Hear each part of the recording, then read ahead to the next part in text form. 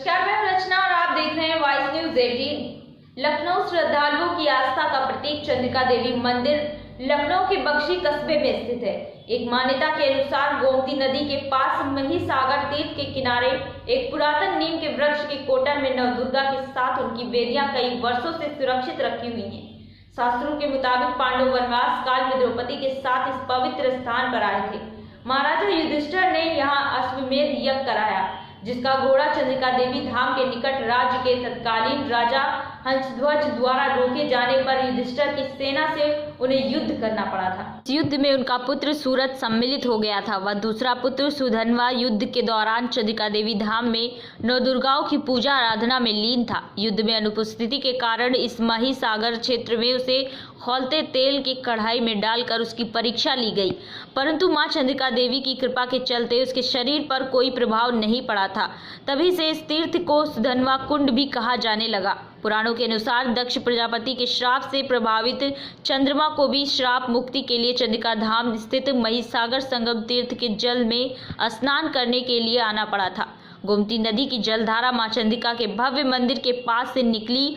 गोमती नदी की जलधारा चंद्रिका देवी धाम की 3 दिशाओं उत्तर, पश्चिम और दक्षिण में प्रभावित होती है तथा पूर्व दिशा में महिसागर संगम तीर्थ स्थित है, जिसमें शिव जी की विशाल मूर्ति स्थापित है। मंदिर समीप महिसागर तीर्थ की भी अपनी एक मान्यता है। स्कंद पुराण के अनुसार द्वापर युग में इसका संबंध भीम के पौते व घटोत्कच के पुत्र बर्बरिक के साथ जुड़ा है, जिसने प्राचीन समय में यहाँ घोर तप किया था। लोक मान्यता के अनुसार महिसागर संगम तीर्थ में कभी भी जल का अभाव नहीं होता। यही कारण है कि इस मंदिर को इतनी ख्याति मिली। आज भी करोड़ों भक्त यहाँ महारथी वीर बर्बरिक की पूजा आराधना करते हैं और कुंड में स्नान करके खुद को पवित्र करते हैं व मंदिर में प्रसाद चढ़ाते हैं। मंदिर की 3 दिशाओं में गोमती नदी फैली हुई है, जो मंदिर को और आकर्षित बनाती है।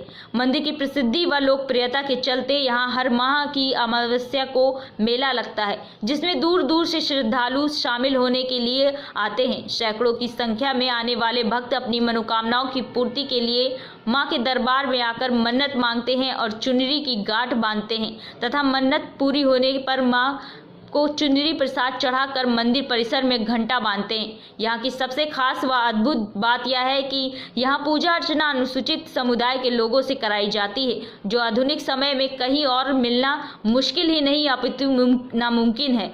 अमीर हो या गरीब, अगड़ा हो या पिछड़ा, मां चंद्रिका देवी के दरबार में सभी भक्त अपने अमीर हो या गरीब, अगड़ा हो या पिछड़ा, मां चंद्रिका देवी के दरबार में सभी भक्त माथा टेक कर अपने मन की मुराद मांगते हैं। मां भी मंदिर में आने वाले सभी भक्तों की मनोकामनाएं पूरी करती है।